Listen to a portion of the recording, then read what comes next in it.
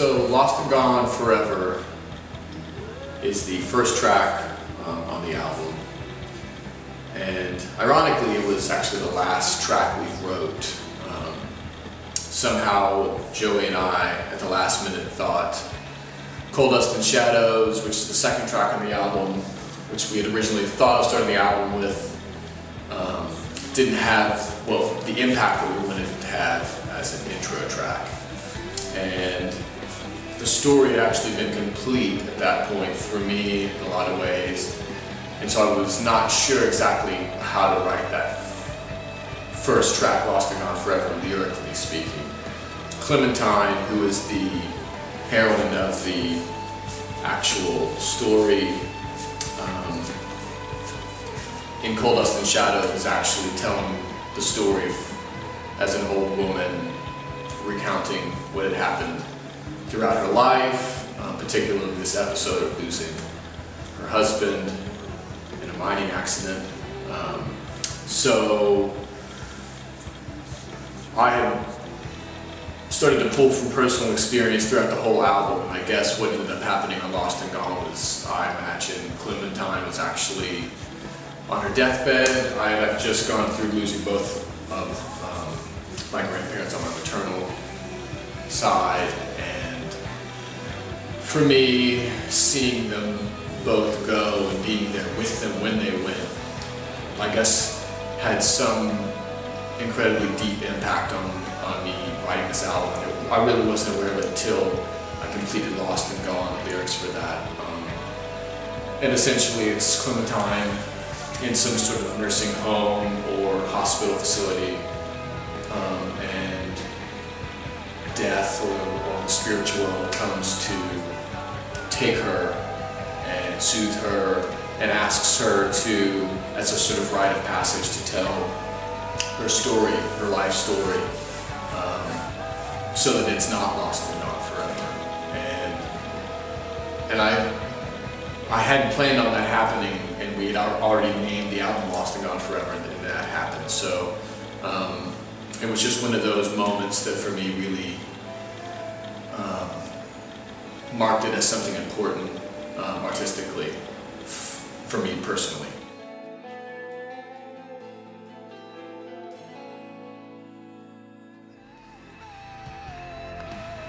Coal Dust and Shadows, since I already touched on that a little bit with Lost and Gone, again, this is now Clementine talking and recounting her story to these spirits that are now surrounding her at her bedside.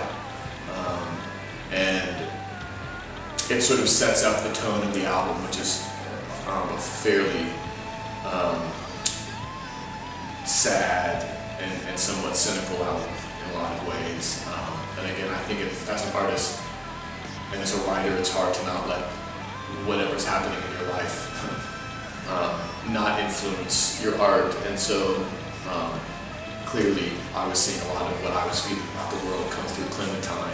And actually, I thought it was really interesting for me because most of my voice is coming through this woman named Clementine. And I thought that was a really interesting place to write from as well. So Coal Dust and Shadows takes that stance that it's Clementine's story now, and we're gonna move back in time.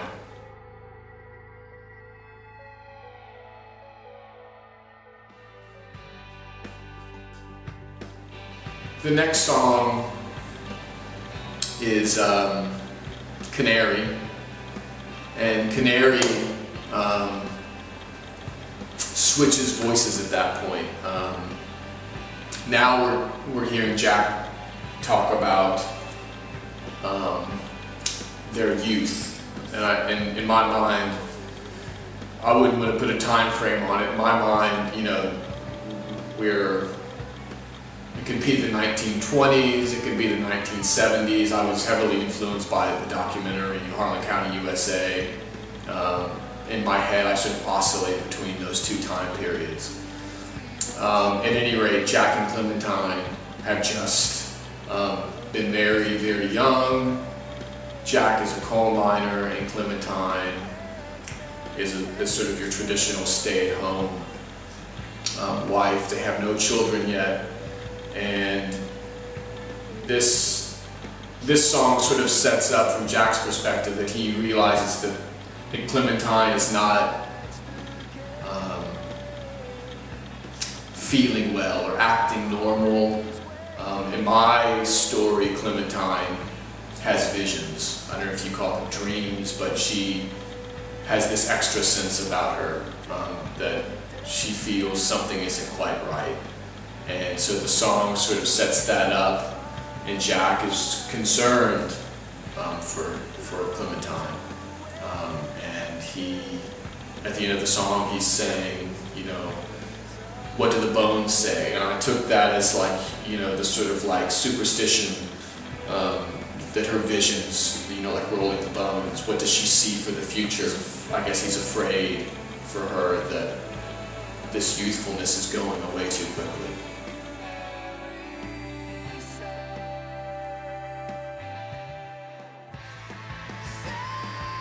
The Joneses is a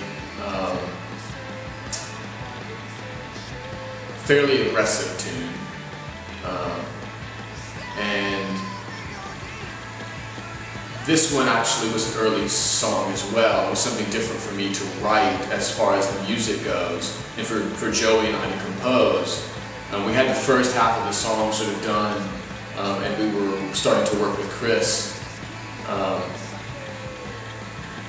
And Chris comes from maybe a heavier background than I do, musically speaking. So his personal project, Hayatari,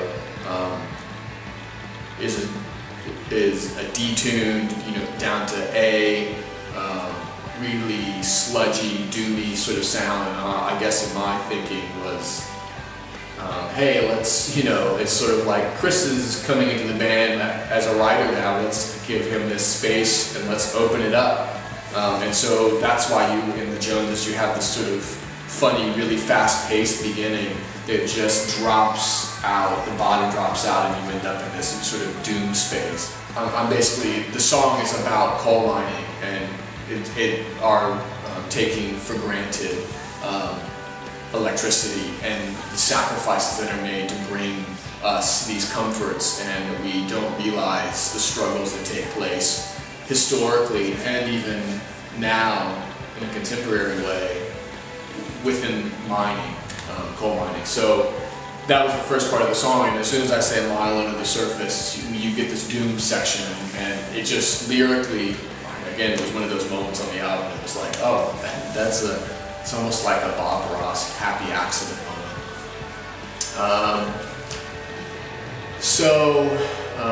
Again, the Joneses is about, you know, that struggle.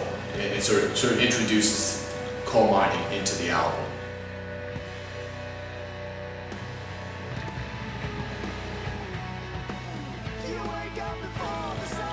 Roots and Fear goes back into Clementine's voice here, and again, this is Clementine expressing her concern for Jack. And so even talking about it now, it's interesting that I'm setting up this space where a husband and wife are both concerned for one another, and that something is being lost in their roles, traditional roles in life. You know, that Jack goes off to work every day and Clementine stays at home. That this isn't working for them, and it's sort of whatever they had that was beautiful before sort of quote real life happened, some of that is dissipating. So Clementine is expressing to Jack, you know, I never see you anymore, you come home late, you come home tired, we don't have this connection, because you're giving so much of yourself to your job and the sacrifices that you're making there. And for me, you know, it's always been a struggle of maybe wanting to leave home. I still live in the town I was born in, wanting to leave here, but having so many ties here, and that struggle comes through in both Jack and Clementine. Clementine is urging Jack, saying, it's okay to leave here, we can come back. And at the end of the song, Clementine is sort of asking Jack to consider leaving. And she's saying, what could I say is sharper than a blade?